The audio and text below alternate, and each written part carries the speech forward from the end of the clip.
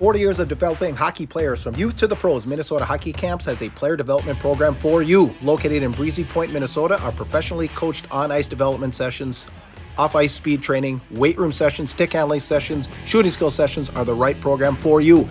MHC takes great pride in its tradition with developing NHL players like Chris Stewart, Ryan Bugsy Malone, Scotty Hartnell, and TJ Oshie. Our dedicated staff is ready for you. Come check us out at minnesotahockeycamps.com. Sign up for your chance to become the player you've always wanted to be. Hashtag who will be next. Cold showers, leaking pipes, furnace giving you the chills? Look no further. At Iron Range Plumbing and Heating, we've got you covered.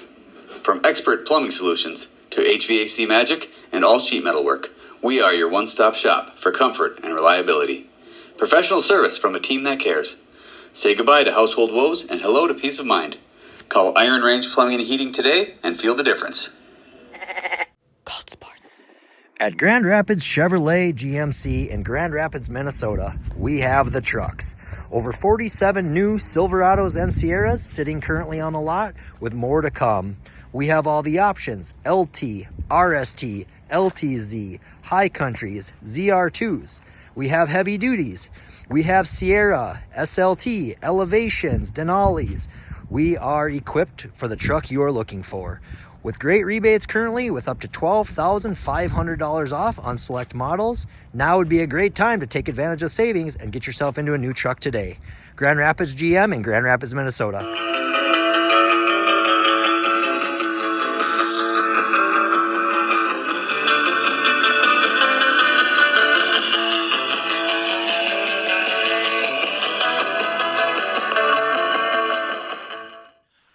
Welcome, everybody, to the Tea with Miss McGill Show, presented by our friends over at Aero Auto Glass and Supply. Aero Auto provides home services like installing and repairing your windows, glass doors, and those elegant glass shower doors. Aero Auto also offers commercial glass door installations and repairs. And of course, Aero Auto is your source for windshield repairs and replacement with same-day services available. All of their work is warranted, and they accept all insurance companies for your convenience. If it's flat glass, call Aero Auto in downtown Virginia and downtown Hibbing. Welcome, everybody. Like I said, once again, it is Puka speaking, star of the show, Coach Reed Larson. We've got a very special guest. Me and Reed are gonna cut the chit chat because we want to get to our special guest. But before we dive in, just a few recent subscribers: Julie Whitler, Brent Loma, Billy Joe Doyle, Tom Alverson, Derek Hirsch, John Higgins, Trevor Tim Payne, and my old buddy Such from Chisholm. So be just like these guys and get subscribed today. Yo, before we roll into that, we'll just a quick summary from the last podcast we had.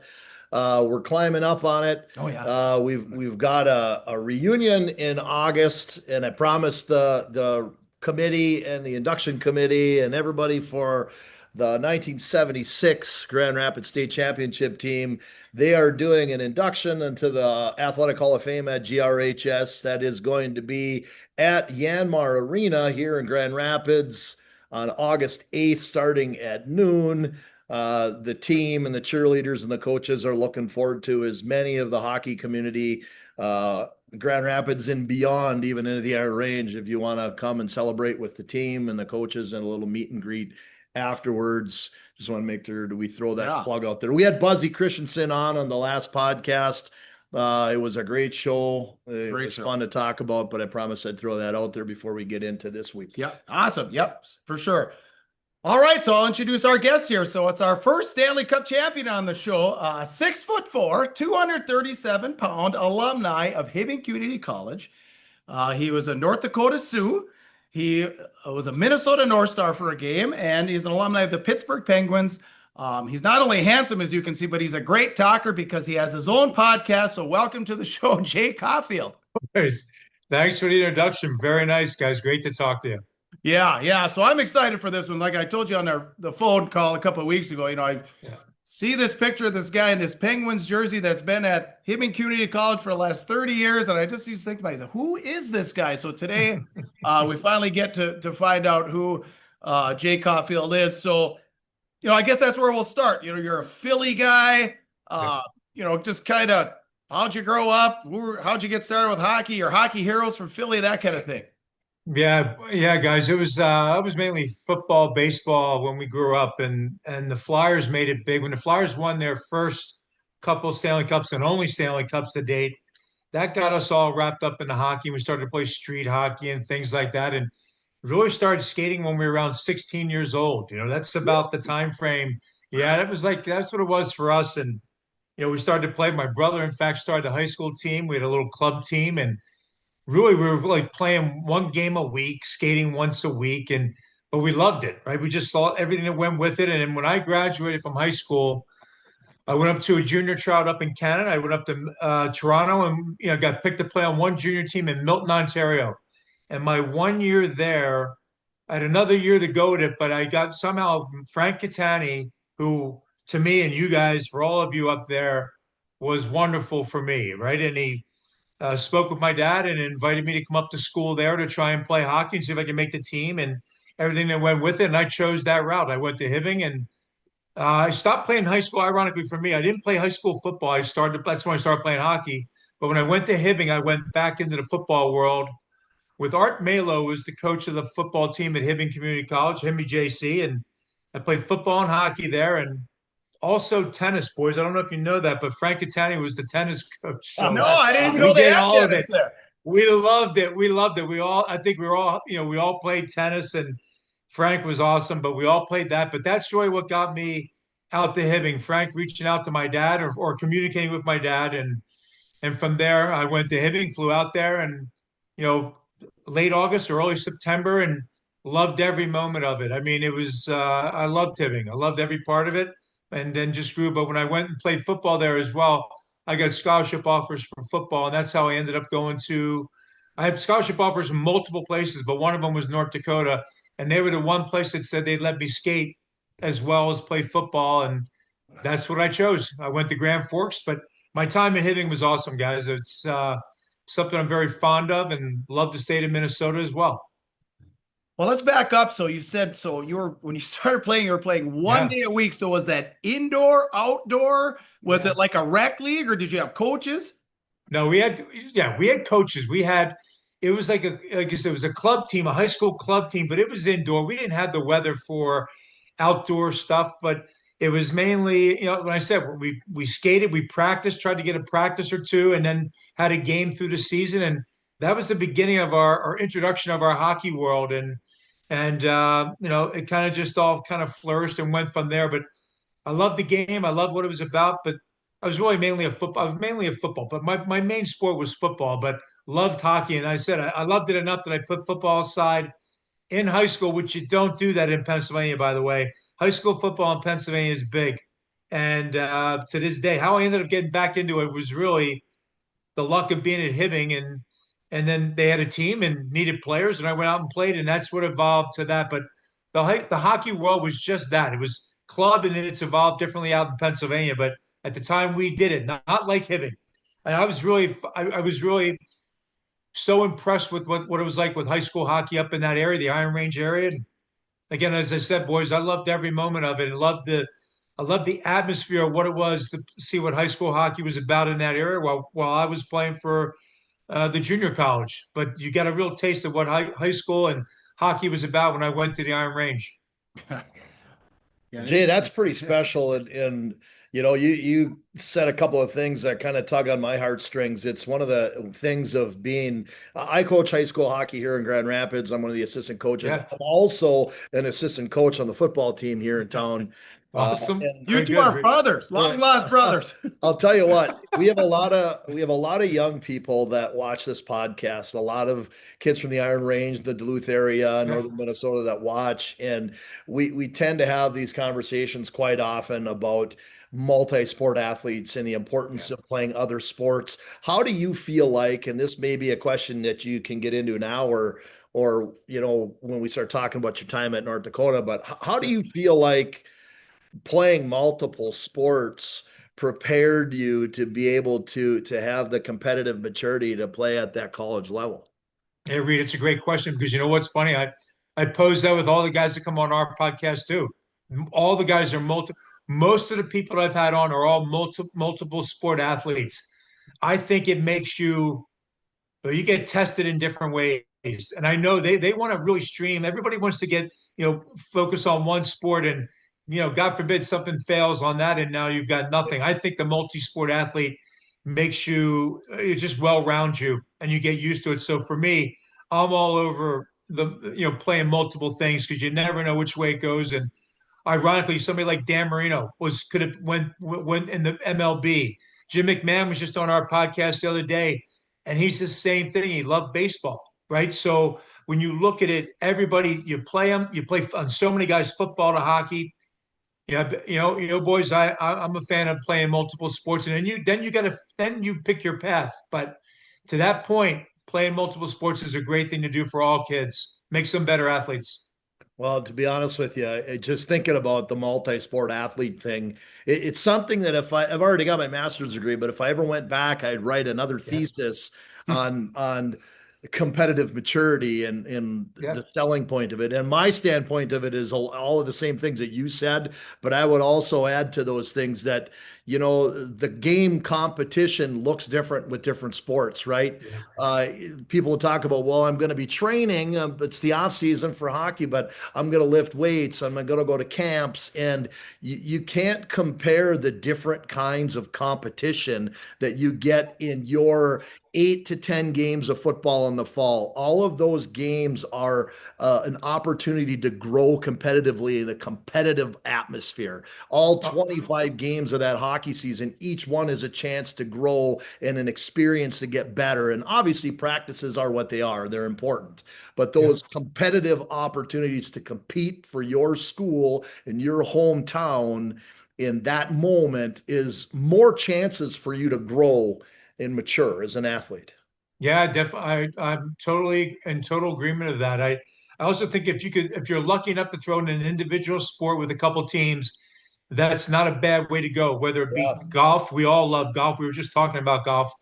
Anything, tennis, people, just to get the feel, like something when you're one-on-one, it's just you, and moments that come up inside that game, which will benefit you in a team sport. I think the value of both of them are there for you. And not everybody's lucky enough to do it. Maybe you don't have the money in certain sports or whatever it could be. But I do think you should do something on that, because I just think it's a great thing. And it's the only way you can grow so many different ways, Reed. And the way you talked about it, that was perfect. Liked it. Yeah, absolutely. Well, let me get a quick ad read in here from the Ring Sports Bar and Grill, just down from the U.S. Hockey Hall of Fame over there in Eveleth. Breakfast on the weekends, lunch and dinner specials, daily happy hour, dinner specials. Of course, it's burger night on Mondays, Taco Tuesday, Wing Wednesday. The legendary fish fry over there in the Quad Cities on Friday, and then prime rib Saturdays. Give Michelle a call, 248-8582, or you can go to the ringsportsbarandgrill.com to make your reservation right there or order online. So thank you to the Ring Sports Bar and Grill. All right, you had brought up the name already, Frank Catani, the legend of Hibbing Community College Cardinal hockey. Do you have any stories that stick out or anything funny, or whether it's even the tennis team too? Because I didn't know, you guys must have been playing at the junior high school there in Hibbing where the tennis courts are. I'm trying to think where.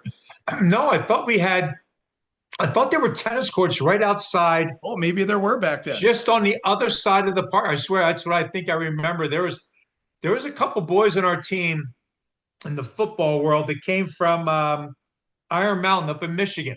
Yeah. And one of them, a couple played tennis, and we were football and tennis. And truly, we were a bunch of, I shouldn't say misfits. I mean, we were wearing our, cut off, our sweatshirts. We had team uniforms, but we didn't. When we hopped off the bus at any of the other schools we played in, they're looking at us like, what? Just walked off the bus here. Like, we had our little van. Frank would take us everywhere, and we'd stop at a Dairy Queen when we were done. It was all stuff that was like phenomenal. And to me, I loved it. I mean, but we were guys that all played tennis that just loved playing sports. So we're reading up we were just talking about multiple sports, but it was kind of like they were real tennis players, and we were coming off the bus off of a hockey season, and that's what we looked like. But it was great. I loved it. I love it. And so what years were you in Hibbing? I would have been right after the Olympics, 80, 81, 81, 81, 82 seasons. Then I went to North Dakota on a scholarship. Okay. Yeah. So you were, okay, because 84, 85 is when they had the national. Was it 81, 82? I'm trying to think. 79, 80. No, 80, 81, 81, 82 seasons there. That's what it would have been. Then I was off to North Dakota, 82, 83. That's Okay. it. Okay. So Yep. let's get into the North Dakota talk a little bit then, because was it 84, 85? Did I see? Did you just play one seat to kind of tell us how everything kind of Yeah. evolved? Because like you said, you went there on a football scholarship, but you got to play some hockey. Yeah. So here's how I went, boys. I went there and they said, Chewy, my football coach was named Pat Burns.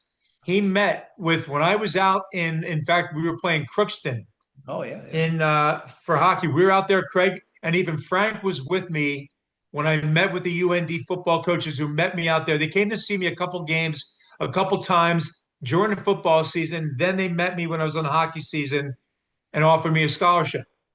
When I went there, from there, I was pure football. I go there for the scholarship. They allowed me to skate. That first year, guys, I can tell you this. That first year I went, yeah, they honored me. They let me go skate. And Gino Gasparini, I know you guys familiar with Oh, the yeah. name Gino Gasparini at UND. Yep. Gino was the head coach of hockey. He didn't have to. I owe so much to both Hibbing and UND because Gino honored that. He let me come out and skate with the team when I wasn't allowed to do it till my football season ended. And we lost in the playoffs at UND. We were up in northern Michigan, lost out. When I came back, Gino honored that and let me come out and start to skate with the guys in Grand Forks. Now, I'm going to tell you this. I went to that first practice. I don't know if you have time for. You want me to tell this story? What it was like my first day there. Yeah. All right, so I go out there, and the team was loaded. Grand Forks, UND was loaded with, I believe, 10. There was 15 guys that were going to the NHL from that team, maybe more. And I go out there. I didn't skate at all for like almost since Frank. My season ended with Frank, and I went out to UND. So I go there. My first practice there, they go, "Hey, you're welcome to come out. We're going to give you a trial. We'll give you like a week." And the first day I went there, they had lost to Colorado College, I believe, and at the time wasn't a good team. So he tells me, "Hey, look, there's going to be no pucks." And I remember thinking, "Hey, man, are you?" In my mind, I'm going, "Oh yeah, okay, sure." I'm telling you, boys, when I was out there, I went out to skate. And the first drills we did, within 5 minutes of that practice, my legs were so fried because I had to go to winter conditioning for football before I went to hockey. And I hadn't skated in like 9 months. And I'm out there skating, and these guys are flying. U of M, UMD, Oh, sure. North Dakota, they're flying. And I'm like this guy, and they're all looking at me anyway. And I'm like, I'm walking on like a kid trying to make new friends. But I go out there, and I'm telling you, they bagged them it was a 2.5 hour skate. And I was fried in the first 5 minutes. And I'll never forget James Patrick, who was the #1 pick for the Rangers, Dave Tippett, who had such a phenomenal career, Jim Archibald, guys like that, Oh, boy. all came up to me and just kind of said, hang in. And I'm telling you, I got like my second wind.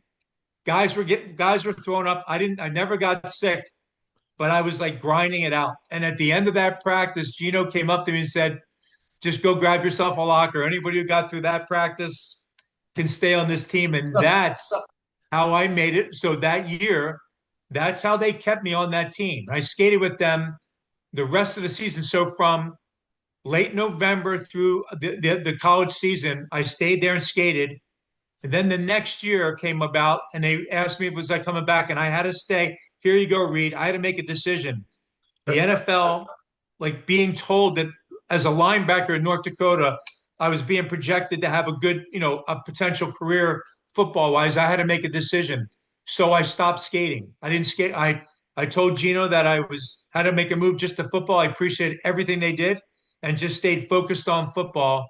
And that's what I did. And as the season wore on, the next one, I got hurt. I had a neck injury in football. And that's what essentially ended my football career. And I think if you went to the years, maybe a year and a half later, 2 more seasons, I wasn't allowed. I didn't pass the physical anywhere. I didn't pass the NFL physical for the combine, but they let me, Gino Gasparini said, if I can get medical clearance, they'll let me come back and skate. And I went down with who's now my wife, my girlfriend. We went to Mayo Clinic, and I went through all the medical tests. I could never play football again, but they did clear me to play hockey. And I went back to Gino, handed him the papers for the WCHA at the time and NCAA, and all these doctors signed off on it, and he let me come back on a team. And when I did that, I got in one college game because the team was so good again. And I didn't think it was probably the greatest thing ever for me. I played one game against Boston University, and it was in North Dakota. And I thought it was the greatest atmosphere. Boys, I wish you all could feel that. Like the atmosphere of playing in Grand Forks against BU, or rather BC was, no, BU. It was unbelievable, guys. It was an unbelievable experience. And I thought that was it. That was my one game. They gave me a shot, and I stayed with it, skated in the summertime, and that gets me into the next wave. But it was the moments with all those players, guys. Read what you're talking about, and Doug, when Roger, when you see this for me, it's all those experiences from football, hockey, having to fight through battles of ups and downs, injuries, whatever it might be, that kind of led me right to that point. So from Frank Catani to you guys out there in the Iron Range, and the Grand Forks and Gino Gasparini and John Marks and Dean Blaze, guys like that, Brad Berry, they all gave me a shot. And I'm forever indebted to that opportunity, because it was that one opportunity that kind of let me skate with the guys through the summer. And now I'll jump ahead. I skated with all the pro players in the summer when I graduated. And I thought I was just going to walk my way, but I got a call to go as a free agent to New York. And that's what started my professional career. But really all from that one game and all the work that went with playing and scrimmaging and practicing every day led me to that one point. That's awesome. Interesting. Well, I was going to say, you were bringing the name like Dean Blaze. So Dean Blaze, when I was in high school in the early 90s, he was a coaching here on the range. So I played my junior and senior year, had to play, against, as he was the coach. But a couple of guys, Mickey Krupetich, of course, Scott Sandlin, Mickey Sandlin, of course, coaching at UMD, him guy that I know a little bit. What do you remember about those between Blazer and Mick and Sandy? Well, Scott Sandlin I ended up playing against later on because he was part of Montreal when I went pro, and I was with the Rangers and saw him in the minors. And Scott Sandlin, again, for me, everybody, that Mickey Krupetich, all the players I had such respect for guys that came from your area, the area there. There's something about it for me, right? Just as I said, I felt guys who went to the University of North Dakota, when they went through that program, boys, they were ready to play pro. If you were a guy that's drafted and do it, they prepared them like men. They were professionals. I feel that same way about the Iron Range. I do. I feel that way. Being in Hibbing, you grow up differently for me, in my opinion, right?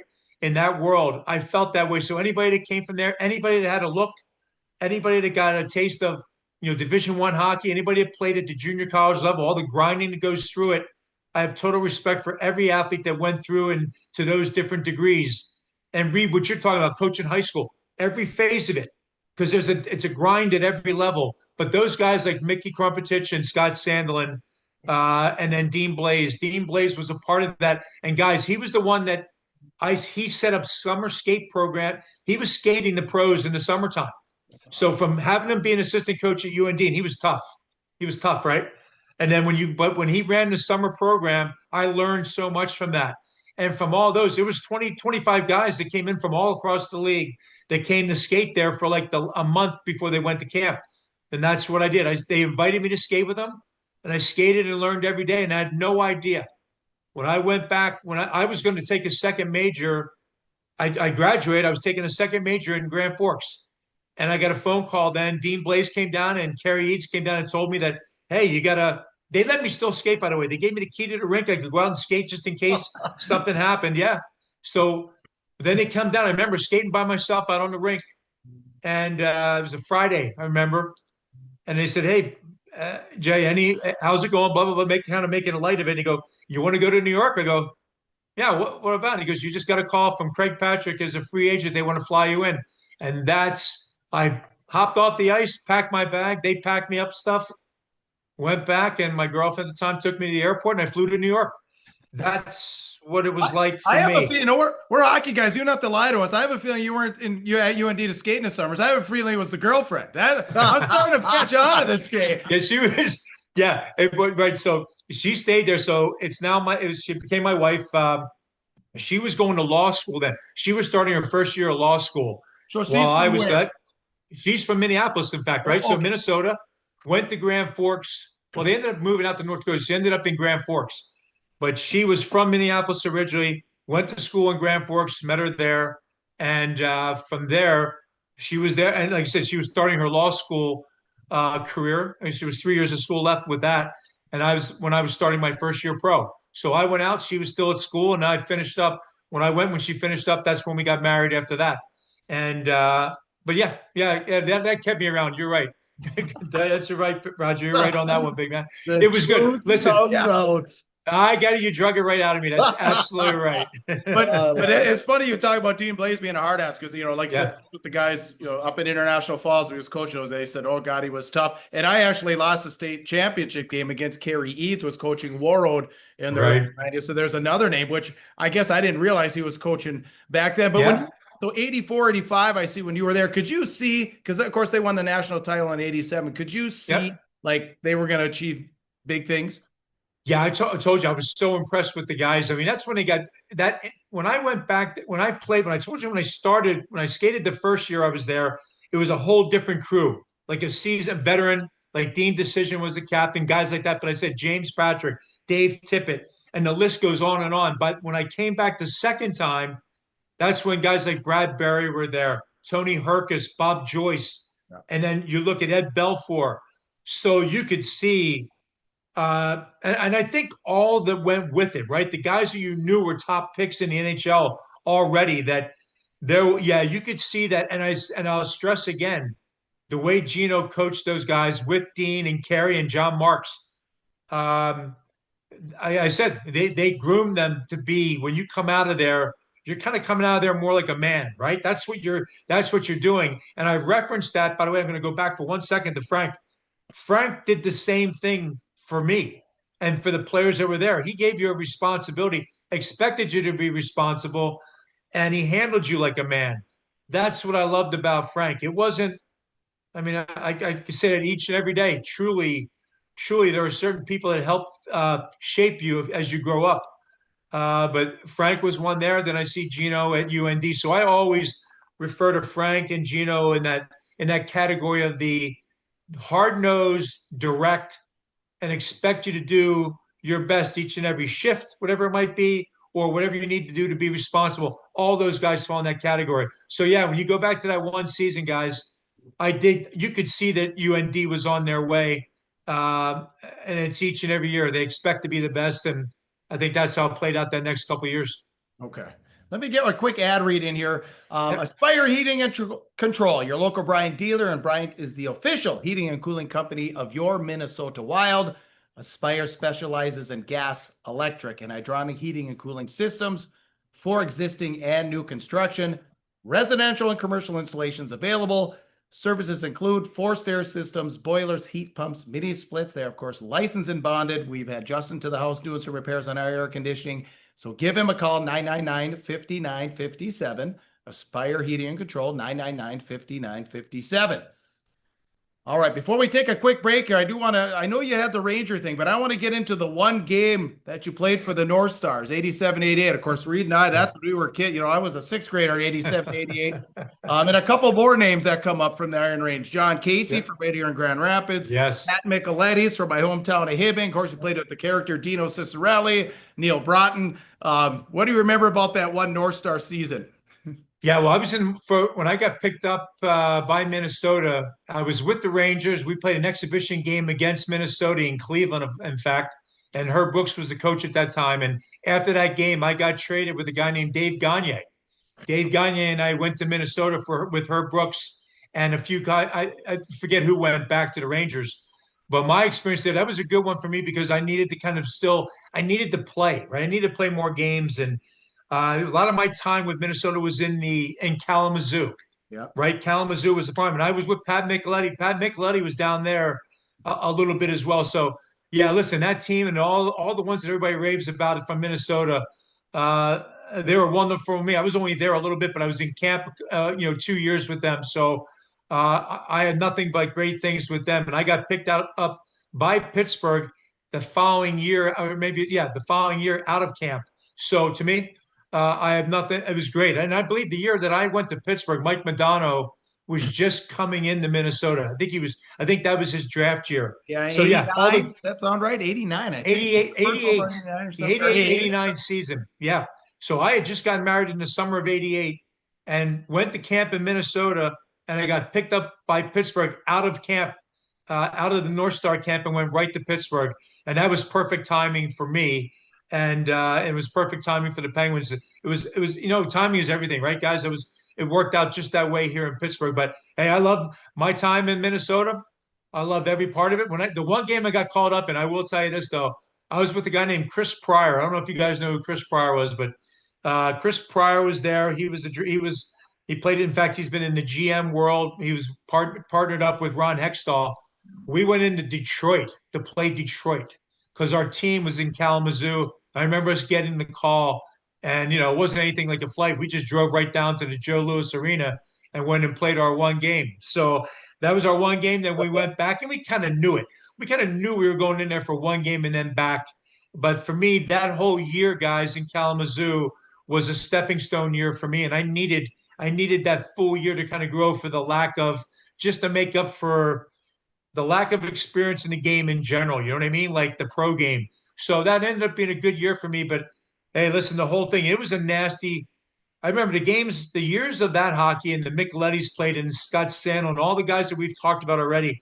The game was completely different than what it is now, right? When you went in to certain buildings, there was a different vibe, and it was a different, there wasn't guys waving to their kids through the glass. There wasn't guys kids. Oh, no. There wasn't anything like you see now. Yeah. There wasn't any of that. We didn't have any of that.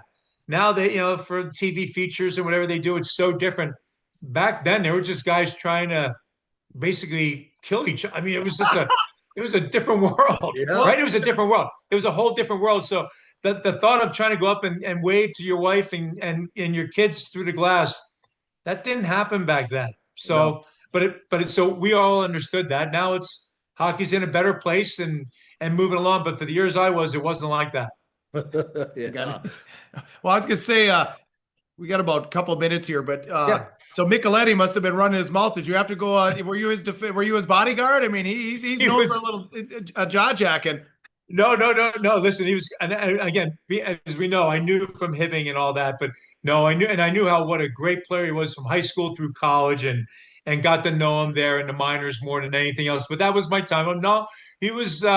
He played his game and had to play his game to that level all the time. And that's one of the things that made him so effective. But there was guys all around us to protect or try and take care of guys who were your star players and, point producers and goal getters. So, yeah, that was just part of the deal. And we knew what he was about. For him to be successful, that is exactly what he had to do, guys. And, and it's what made him. It's what made him get under who he was as a player. Yeah. There's a role for that guy. That's for sure. Yeah, he was there is absolutely. Well, he's got a podcast too, Oh, I didn't know that. Oh yeah. They run all sorts of Minnesota hockey from high school all the way up to the Wild, just during the winter. Nice. Down in the Twin Cities area. So well, by the way, I got to ask you guys, how did you come up with your name of your podcast? Well, do you know what it is? No. Miss McGill? No. Do you want to tell him? Well, if you've watched the movie Youngblood, you'd probably I watch it. Miss McGill is the iconic. Yeah, the scene when Rob Lowe goes and meets his billet mom for the first time. Yeah. So, hey, boys, excuse me for not knowing that. That's a great one. I love. Now listen, because I love the movie, so that's bad on me for not knowing. I love the name of your podcast. Love it. Well, and the best part of it is, I was thinking for months to name it, and my wife looked at me one day. I'll never forget, in the kitchen, she turned to me and she said, "You know what it's got to be?" I said, "What?" She said, "It's got to be Tea with Miss McGill." I said, "It's got to be Tea with Miss McGill." Oh, she's right. She's right. You got to hand it to her for that. Great job by that. For sure. Well, I'll tell you what, we got to take a break here. So we will be right back with our special guest, Jay Caufield. We're going to talk a little NHL here. All right, fellas. You just can't get the hockey itch out of yourself. The college route isn't for you. Community college route isn't for you. The junior hockey route isn't for you. Well, there's still hockey that you can play. Why don't you check out the Jackson Hole Moose out in Jackson, Wyoming? Take a look at these guys. Full crowds, full hockey, packed houses every night. Get a hold of TJ Thomas on Facebook and he can get you hooked up with what's going on out there in Jackson Hole. Integral Hockey Twin Ports offers top-of-the-line junior, intermediate, and senior sticks for sale. Integral also repairs shafts, blades, and goalie sticks using their patented process that restores your stick's original performance. Same flex, same kick point. Shaft and blade repairs come with a lifetime warranty at the repair spot, so you can trust your stick to perform game after game. Give Sand a call, 218-940-9089. Would you like to hear about Zorba's specials? On Mondays, it's Micro Monday. All taps are just $4. Tuesdays, $3 tacos and $4 dos Ekis. Wednesdays, personal pizzas, $8 and domestic taps, $4. Thursdays, we have deals on nachos and $5 surly taps. We offer trivia on Wednesdays at 6 p.m., bingo on Thursday at 6 p.m., and then karaoke Thursdays at 10 p.m. All right. Welcome back, everybody. Once again, our special guest today is Jay Caufield. Just wanted to run a quick word here from Fortune Bay Resort and Casino up on beautiful Lake Vermilion. Fortune Bay offers 172 rooms in a smoke-free resort, indoor pool, full-service marina. There's the RV park, of course, the world-class golf course, several dining options, the bar, and all the gaming you can handle. Visit fortunebay.com for more. You can plan your trip right there. Follow their current promotions on their Facebook page. And of course, it's walleye season. So get up to Fortune Bay Resort and Casino and grab some walleyes right now. All right. So when we kind of left off, we are just kind of getting into some of your pro time, which is probably the highlight of your career over in Pittsburgh. Now, did you end up with one cup there or two cups there? I had two cups. Two cups there. Both okay. cups. The first two I was part of here. Okay. Yep. So tell us kind of about that process. Like I said, you got there, 80, 88, 89? Yes. That was the first season. So the Penguins hadn't made the playoffs in I don't know how many years, and they're on a slide, and I got picked up out of Minnesota's camp in early October of 88. And it was perfect timing. They didn't make the playoffs the year before. Our team, the team I was with, got on a run, and we had a little bit of a playoff run that year, and the atmosphere in Pittsburgh was phenomenal, all built around Mario and what he does, and they were continuing to build that team. So yeah, it was great to be a part of that. That was my first, my first experiences were in New York, and then my first, NHL games and everything with that. But being in Pittsburgh, that was the beginning of being on a team that I spent the bulk of my career with. Yeah, I mean, just some of the names, Coffee and, like I said, Mario and Yager and Brian Trottier, I believe I saw in there. Yes. I mean, I love Trottier from his Islanders days. I remember Trottier. Yes, it goes back a while. Yeah. back to the early 80s, back when they were beating the crap out of the Oilers, and then the Oilers finally knocked them off. Yeah, they were the guys you just mentioned. There's so many Hall of Famers. Like from Mark Recchi, Rick Tocchet, Kevin Stevens, U.S. Hall of Fame, the defensemen like Paul Coffey, Larry Murphy. You can go on and on. The team was loaded. As I'll tell you one thing when I was there, Tony Esposito was the GM who brought me in. Gino Ubriaco was our head coach, and he was great with me. And then when he got relieved of his duties, Craig Patrick came in. And Craig went behind the bench. So not only was he GM, but he went behind the bench, and he just watched. He just coached us and watched us, and then pieced apart what he wanted to keep and what he didn't want. And again, Craig was great, right? So, but he really eliminated the pieces of the puzzle that he did not like, and then by the next season brought in Bob Johnson at 90 season, and that's when everything turned. But Craig did it by just getting behind the bench, guys. You know what it's like when you're coaching right now, guys, and Roger, you're behind the bench. You can see what you like or what you don't like about players. And Craig really just did his work for a couple months. And at the end of that season, just basically wrote off 7 guys and kept the rest of us and brought in new. And with that, then you had to prove, now you're living it all over again from camp to camp with Bob Johnson coming in, and you had to prove your worth to the new coaching staff. And I think that's one thing about my time with Frank, or my time with Frank Catania, and my time with Gino Gasparini. It didn't matter. You just go out and make sure you do what you're expected to do. What's your role? And I made sure that's what I did. And, then Bob Johnson keeps you, and Craig keeps me. And That's what it's all about. And I think that's for any player. Go back to, if you talk to Pat Micheletti, Joe Micheletti, any of the guys, Scott Sandelin, Mickey Krumpetich, when you talk to players, what it's about is providing and improving your worth with your role and what it's supposed to be. And I kind of learned a lot from, like you said, from Frank and Gino, what that needed to be as you move forward and what's expected of you. And Craig kind of put our team together, and then we get on a cup run, and so many great players, guys, so many great players. Well, that's what I said. You named off 7 Hall of Famers in 5 seconds. Yeah. We even talked about like Barrasso or Peter Angelo and those guys. Yeah. Was there a salary cap back then? No. Okay. But the numbers were so different, right, guys? I mean, so different.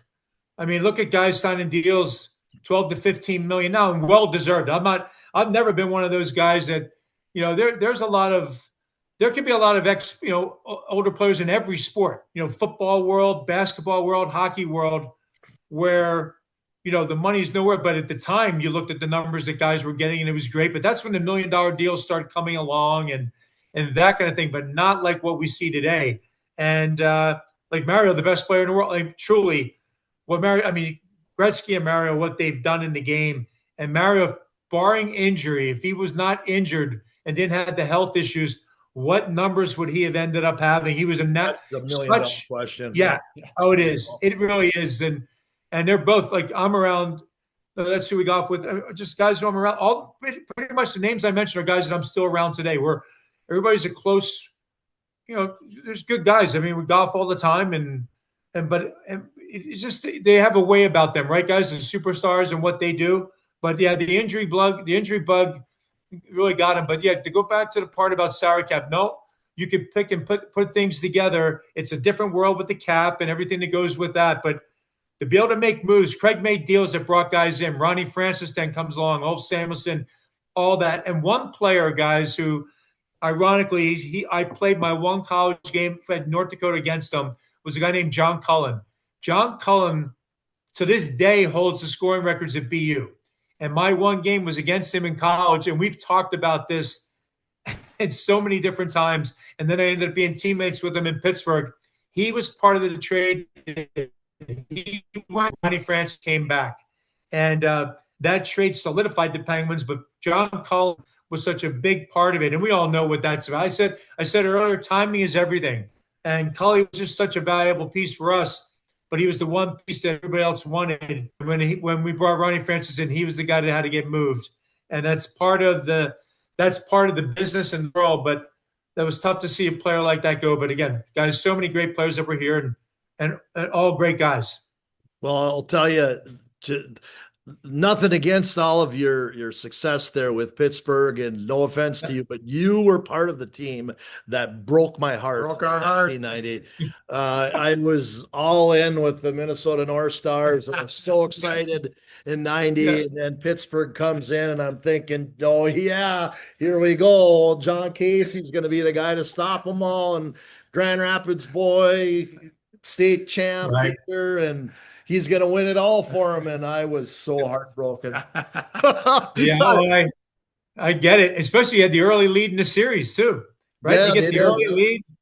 I think there was a young boy at the time too, just excited about, that was a huge time for the start of, hockey in Minnesota. And it was, well, Neil Brott. A lot of the Minnesota kids on there, like I said, we had Casey, we had Neil Brott, and shortly after, then they leave us and go to Dallas. So it was like, you lost the Stanley Cup, we're out of here. So anyway, I just thought I'd throw that in there. But it's awesome that you were a part of that group, and that because I remember looking at that Pittsburgh team, going, how does anybody beat this team? They were absolutely a juggernaut. Well, I could, when you're. I can remember even the next year, I remember if you go in the locker room, and we were cheering, just like we were cheering Minnesota. The next year we were cheering the Washington Capitals. There was 3-1. And I remember being in the locker room, there was a meeting between the guys that were all playing tonight. So we're all in the locker room, and it was like a little bit like, hey, little team meeting where the coach was in there, then he left, and the team meeting had. And when you have somebody honestly, like Mario Lemieux carries himself exactly the same way today on the golf course, in business. When he walks in the building, he has a certain air about him. But when he's on the ice and you look in your locker room, you always know you have certainly can come back on any team or you can win anything. And And that's probably, if you look at that, guys, having somebody like that and who produced at the biggest times, they relied on all those great players that you mentioned out of Minnesota, from Neil Broad and go down the likes. They have to produce and perform. And I was lucky enough to be on a team with the guys that we mentioned, and Mario being better than everybody. And never seen anything like it. Practice, you'd be, nobody could ever catch him. His stride was different than anybody else, the length of his stride and the power that he had, because back then, as we talked about the difference in the game, I remember a goal he scored in Quebec. He had two guys on him. They probably could have called 7 penalties by the time he finished it off, but they didn't call. I don't think they called one, by the way. So I've never seen a player be able to protect the puck as well as he did because of his strength to keep the puck to the outside. You're right. He protected the puck so well, and his stick handling skills were next to nobody in the league. Yeah, and and it's such a good point about that's. If I went back to Frank again, there's always a patience and what he had. Mario, like for me, the game was not that way. For me, the game, if I got a shift in the NHL, when I got a shift, it's moving a million miles an hour, right? It's moving fast. And where Mario would have a play, and obviously it goes with the gifted, but you could see like Michael Jordan's in basketball, they're 2-3 steps ahead of everybody else. And that's what Mario and that's what Gretzky were like. And when you played against them or played with them, you can see those plays that develop. And a goaltender has a completely different look. If Mario's coming down the wing with, maybe a 2-on-1 or just one coming down the wing and taking a shot, the goaltender's responding completely different than if it's me or a third line guy, whatever it is. There's so many more options and they're so good at it. And guys, they perform at the best, at the highest level and the most important times. And that's how you win championships. And that's why we were all lucky. When we were on that team, we were lucky to be all part of it. I know I always knew that and always felt that I was just lucky to be in that team. And as I said, timing, going to Pittsburgh the year I did, set that all up.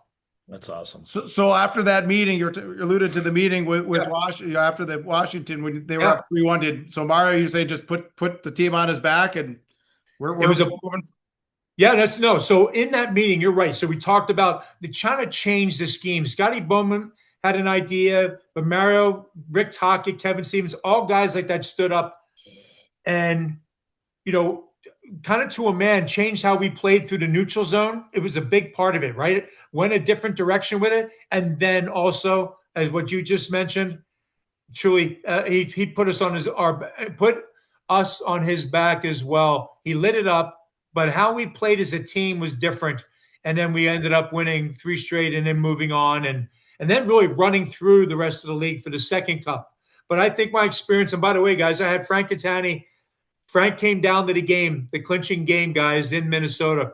So I got a hold of him, had him at the game, got a chance to see him. Very special moments. And, I know I keep going back to it, but I will never forget it. So that's all, boys. I mean, truly, I'm very grateful of Hibbing and what that was all about, and Frank. So he came down to the game, and so did a number of the other guys from Grand Forks and North Dakota that were all there. And for me, it was a great experience. Great to see everybody, and certainly I think having your name on the Stanley Cup a couple times and what that means in the hockey world. Yeah, I'll always appreciate it, never forget it, and also realize it was a part of it's a product of who you're with, and that, as I said before, just do your job. Whatever your job is, do it. Good, bad, indifferent. Otherwise they'll get rid of you, right? It's that simple. If you don't do your job, they'll get rid of you. If Frank Catani didn't like what I did when I came to Hibbing, he'd send me back to Philly. That's how I felt. I felt that, guys. I mean, and I believe that. I do believe if Frank didn't see it fit for me in Hibbing, he would let me know. He was pretty direct. Yeah. So I throw that out there because that's what it's all about. Even for your high school team, guys, and whatever you do, it's the same thing. You have a role to fill when you go out there, and do it. Just do it, because if you don't, you just find somebody else, and that's how it certainly works in the professional world. Yeah. And the crazy you talk about that Frank coming down, it was 2 years after that 91 series at the Met Center. I don't know if you have any memories there, but all of a sudden, because that's where we went. I'm assuming I went to Mark Pavlich, another guy from up here, played for the Rangers. I remember watching Mark Pavlich down there, and all the, like I said, Casey, and Neil Broad, all these guys. Yeah. And then I was in high school, I'm pretty sure when it actually, I mean, the team left, but then shortly after they're dynamiting the Met Center. And I love them, the gold and green, all the different colored seats. It was a great barn. I loved it too. In fact, I got my first NHL point there. I was with the Rangers. Yeah, no, I loved it. I loved that. We stayed at the hotel right across the way. I believe it was the Marriott right there. Yep. Having wild rice. I remember having wild rice soup there all the time. Whenever we went there, it was like, you don't Well, get that Mall much of wild America rice soup is by now. here. So Yeah. I loved the Marriott. We Yeah, loved of it. course. You've been to the Mall of America. You know what's there now. I know. Let's build a mall where there was an iconic I arena. know. I know. How about to me? It's wild to me that. But let me tell you about the Met. I mean, if you skated and warm up, if you skated in the morning, your morning skate, the ice was okay. But by the time you went out there for game time, the ice was phenomenal, right? It was great ice. And like I said, I got my first point for the Rangers in a game. It ended up being a game-winning goal against the Rangers against Minnesota, and that was my first point in how the players treat you about all those kind of things. Very, very special. But I was thrilled that it was in Minnesota. I enjoyed that and everything that went with it. But I do remember the seats like that, the building, and then certainly how it changed. It's amazing how they can move a team out of a state like that, out of a state like Minnesota. It's unbelievable that happened. Thank God you got one back. Yeah. Took a couple years. Yeah, We yeah. found a way. Yeah. And now they're doing pretty good, which we're happy to see. Yeah. So, Yep. All right. Well, let's move on to today. So, of course, you're a Philly guy. Pittsburgh's home. You do some commentary on television for the Penguins, and like I said earlier, you've got the podcast, Larry and the Big Man. So tell us about a little bit about your current life and what's going on with you. Yeah, I've been doing. I kind of just been involved with the Penguins since I got here in '88, and I've been doing the TV thing for like 20. I don't even know how many years. It's over 20 that they've asked me to do that. So I do pregame, intermission, and postgame, and until that comes to an end, which might be, how the TV deals, the regional sports networks are all changing, but still I'm doing it. And this year's coming up, and I love every moment because there's so many guys still involved that I'm around, right? Mario is an owner, this kind of thing. I'm lucky enough to be a part of that, but I love covering it. It keeps you current in the game. But that's what I'm doing as far as the hockey side. And then you talked about the podcast, got a little podcast going. We've been doing just over a year. Like you guys have a great, I love your ads. You do a great job with all that. Makes me want to come out, go to the casino, have some walleye. That's what it makes me feel like. Yeah. So listen, we do that. We have, the guys have been great coming on the show. It's, tell us about some of those guests. We had Jim McMahon. You said. Yeah, we just had Jim McMahon. It's going to air. It's going to come out this Friday. But everybody from Rick Tocchet, Ronnie Francis, Mark Recchi, Kevin Stevens, John Collins, you name it, Ty Domi, everybody had so many. We go across the other sports too, because I love football. So Steelers here are huge. So when in football season, we get football guests from Dan Marino, as I mentioned before, and guys part of the Steelers. So it's kind of Pittsburgh based, but kind of really love it. We talk so many different sports, but really hone in on football and hockey. And when you've played them, going back to your point, Reed, before I played them, so I can talk about them. I know them, I follow them.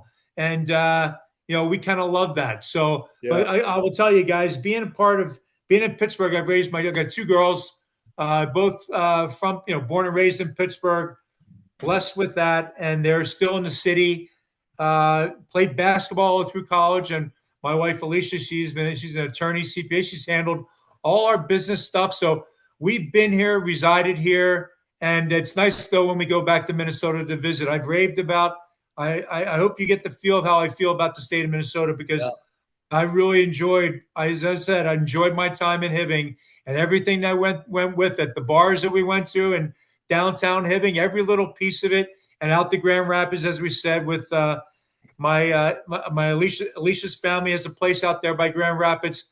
So we love going to visit there and totally enjoy it. And I'm thankful for all of it, especially you guys here today. But Frank Catani, Hibbing Community College, Hibbing Junior College, the football, hockey taste for me. And as I mentioned, very special. And then Grand Forks, University of North Dakota, phenomenal places for me to go, kind of go and grow and then to move on to whatever I did. Yeah. That's awesome. I envy your opportunity that you got there in the TV world. I've dabbled a little bit in the area at a smaller scale myself. Yeah. We've had things in the area through UMD, through the high school hockey world. Right. They've got an organization that is owned by Northern News Now up in Duluth, called My9 Sports, and Yeah. they cover all the UMD games, but they've done over the last probably 10 years have covered a bunch of high school hockey games. And after kind of in between coaching jobs, they've kind of pulled me in to do some color analysis stuff and Yeah. cover those games. And it's been a lot of fun. It's been good. And they've had a couple of chances where Hockey Day in Minnesota, I got to help cover a women's college game with Mankato State. I got to do that, and I've covered a couple of UMD men's games as well with Zach Schneider is the guy that does their play-by-play. So Nice. just getting involved in that. I've got a chance to be on Fox Sports Net too. So it's pretty cool to do that. But man, I think the job that you have going in and doing that intermission stuff and Yeah. be involved in their TV broadcasting. It's like, I'm a high school teacher, but man, that would be like a dream job. Reed, no, I get it, man. It's when it started, it was just mainly pre and post game. It grew to be intermissions, and I find the one thing, Reed, it's tough. There's the players. I skated the players too. I worked out with the players like from pre-camp camps I would do, leading up to the season. So I understand the way the game is, and knowing like Rick Taka was a coach here, and we go over the X's and O's about it. But the one thing that's still always difficult, and I think, and you have to do it, but I've always tried to say, I think I've always tried to be like, when I'm doing it, never forget what it was like when you were a player, right? So Yeah. like if I'm going to say something, like if you got to critique it, I try and critique it in a way of like, hey man, it's, sometimes things happen and go the other way or make a mistake or whatever it is. But that's always a fine line, right, Reed? It's a fine line because you want to make sure you're courteous of the player and understand what goes into the game and how fast it happens. But I've enjoyed it. Listen, I feel the same way. I've enjoyed it totally until the day it comes to an end. I've been part of Penguin hockey, been going back to my time in Hibbing, but Penguins being part of Pittsburgh and the Penguins and in their system for all these years is kind of an amazing. So to still stay you're involved in a game is kind of wild from what I did. But I think also learning from the coaches and every coach, I think that's what you offer. Both of you offer to people, how you can learn the game. And I learned from Frank, I learned from Gino Gasparini, and I learned from all my coaches. And then you try and take that all in. So you're good enough so you can talk about it. At least. Well, I think your job too, Jay, is ridiculously important because you go back to what an intermission guy does when he's on television, or even a color analysis guy does. Right. This is kind of a plug for the younger kids to grow their hockey IQ. Is you get better as a player the more you watch the game, and not only just watching the game, but watch how the game is analyzed. You start listening to these guys in between periods that are talking about what happened on this play, and they're drawing it out for you. And they're talking about, well, this, okay, coach, what do you think should happen? The play-by-play guy will say to you. And lots of times the color analysis is a coach or a former player trying to explain why they did what they did. And I think as a player, when you want to grow that hockey IQ, the more you do that, or the more you watch and listen, the more you grow that brain of the game. And I think that's, again, you talk about the guys that are in those positions there. You have to think about how you thought about it as a player, or I think about it when I'm doing a color analysis of something. I think about how I think what the coaches are thinking at the moment, and what is he going to potentially do next? My predictions and that was surprising, but I like it, and all that kind of stuff. Yeah, it's true. And one of the best at it is Eddie Olczyk. And he's another guy that we've had on our podcast. He's phenomenal, right? In fact, we had him on he came on during the Olympics, and then we had him on after as well to recap it. But he's phenomenal at it. He gets his point across. He helps us. He helps everybody. You said the young player understand. It's good. And it's probably an art to it, right? And you got to love the game. And so I feel the same way about it, Reed. And Pook, podcast started. That's how Roger got this podcast started. He's like, I'm thinking about this podcast, and I knew him because he's my financial advisor too. I've known him, and he said, "Well, geez, this is what I got an idea. What do you think about this?" I watched you on TV a couple of times. He was really good. And I didn't even know it was him at first. I knew the voice, and I'm like, what's this guy? And then finally I told production to keep this mug off the television. Just listen to me. You don't want to see I've got a voice for radio. But that's how we started the podcast, which is he awesome. watched a few of my games, and it was pretty cool for him to kind of reel it in. It provides opportunities, which kind of brings us to the next part. Okay, you got your podcast. Yeah. So we just do it. They said our podcast, Larry and the Big Man. Larry Richard is a guy. He's the host. Like you two, you guys get along very well on air. So Larry does a good job. And in fact, he's been in Pittsburgh TV for like 30 plus years, like from weather, you name it. We've seen him and known him a long time. But a great voice, smart, witty, great sense of humor. But we're great with our guests. So we've been doing this, and we said we got a great team. It's One Team Media that produces and does all our we don't do anything. Like we come up, we're like plug and play, right? We come up, we come into the studio, they do all the filming, they do all the editing, they do all the uploading, they do all the shorts out. So we don't do it. If it was up to us, we couldn't do what you guys are doing. You're way better than us. Well, we couldn't handle it. Can you do us a favor? Just ask them to write us a check next week, and they can buy us, and then we can still do our show, and they can do all the editing. Yeah, we appreciate that. Yeah. We should I'll get you. I should put you in touch so they can do it for you. That's absolutely right, boys. Roger allows me to just plug and play. Like he sends me everything, but he's the guy that runs all of it and says, "All right, this is what we got going." Well, I listen. You guys do a fine job. You got a nice. Everything looks great in the background. I love that. So. And again, I mentioned your sponsor. You got a lot of sponsors. Very good, boys. Yeah, that's been good. So, we're going to get you out of here, but I have one last question for at least Reed, if you want. But just a prediction on the Pens this year. So what are you expecting coming up here for 26-27? Well, already you're seeing the moves, and Washington Capitals are kind of building up again. The Penguins are kind of quiet. In fact, I just got Ronnie Francis was just hired by the Penguins, and there's another one. He's a great guy. So I'll see him after the draft, and I probably have a pretty good idea what could happen. But Mario stays when we're all together, we all talk about certain things. But when I look at the Penguins of this year, man, they're Sidney Crosby driven, right? It's a fact. Like it's just the way it is. The guy's wired differently than anybody else. Lives and breathes the game. But he's still at that level of his level of compete is like, man, it doesn't wane at all, right? So. They're going to be driven by him. I think did they have a year that they overachieved? Yeah, nobody gave them a shot. I'll tell you what, guys. I'll say this.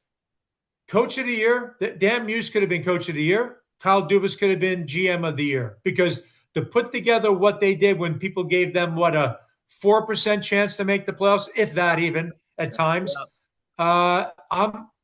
Look, I think they got Dan Muse did a great job coming in. I'll go back to that real quick because he earned the respect, guys, right away of the leaders. They got that. They had a great run. They had a good year, and then they lose to Philly. And then you can see some of the shortcomings. What were they missing? Well, they've got young goaltender Murashov in the minors. When he comes up this year and they expect him to be here this coming season, he's phenomenal, right? So now all of a sudden you think you solidified your netminder, your goaltending position, but there's still pieces they need to find. And who are they going to sign? Who are they going to maybe trade for? This draft, NHL draft, a lot's going to happen. And I think the Penguins have to be very active to try and maintain what they did or surpass what they did last year. Because if I'm looking in the Eastern Conference, Washington Capitals being one of them that didn't make it last year, they've already made upgrades, and everybody's going to have to keep pace, if you will. And I think teams like Toronto, teams that didn't make it, are the Rangers going to be any better? I don't know. But I think the Pens, again, led by Crosby, I would never count him out just because of him. Yeah. Because each and every night he just brings you along, and a different level of intangibles to the. He does. So I find it hard to bet against him, guys. But I expect teams that did make the playoffs last year to get into it. I can't see Toronto again being that bad. I don't know. Right? It opened the door, right, boys? It opened the door. So we'll see. I think they're gonna. But I think it's entertainment level. They signed Malkin again, so it'll be another one of those rides where all season long we're going to talk about the big three being together one more year. Expect to see and hear all that. But you know what, guys? They perform. They come out there. They still got their legs, and their hockey IQ and their skill set is just different than others. That's why they're that good. Yeah. Is Sydney married? He never talks about a wife. No, a great girlfriend, a wonderful girlfriend. I mean, really very nice, but he's not married. Okay. I think he knows, like when maybe it's like Yager, and I shouldn't. I'm not saying the same thing. Their life has been hockey. Yeah. Like Yager never got married. They're two different people, by the way. So, but I'm saying as far as hockey being their world, hockey's his world. But he's got a wonderful, wonderful girlfriend. So to me, somewhere where that comes all around. But he's kind of, the game's his world. And again, though, when you watch him play and what he does, we're just kind of living in what he does, because it's that there isn't. Watch him as a player. He's never in a bad. He's always in an athletic position to win a battle, for backhand, feed, pass, shoot, score, whatever it is. He's always in position, guys, and you can't knock him off the puck. Well, I still kind of claim him a little bit. I mean, I know he's from Nova Scotia, but I still kind of claim him because of his time he spent at Shattuck. Yeah. He's a Minnesotan. You can claim him. I get it. You can do that, Reed. I get that. He spent time here. He lived in he drank our water. He did. The Mississippi River like the rest of us. Yeah. That's right. That's right. Well, we can't thank you enough, man. This has been great. I don't have anything else. Do you know how to get off the Zoom? Just X out, you mean? Yep. Do you want to X out? Because we could go to our sponsors at the end here, so you don't need to stick around. Oh, no, you can. I'll start doing it. As a matter of, I'll do it while you're reading your sponsors. Is that okay? Or is that? Yeah. You can just drop off. So keep the golf club swinging, and we'll stay in touch down the road here. Boys, I'll tell you one nobody. I mentioned Mario. I don't think there's nobody. He golfs the same way he plays the game. He's unbelievable. I mean, that's smooth. He's carefree, guys. I don't know. We don't do what I don't sense the three of us. I don't know if we're carefree like he is. No. I bet the guy putts like a pro. Oh, his hands are unreal. It is. Hey, listen, guys. It was a real pleasure. Yes, sir. Thank you so much. Yeah. All right. Take care, buddy. All right. See you later, man. That's so awesome. All right. So we will carry on here as Jay drops off here. But what else we got here? Did you get it? Yeah. Okay. So we'll go over here. Okay. So this is episode 134. Anything else to add, Coach?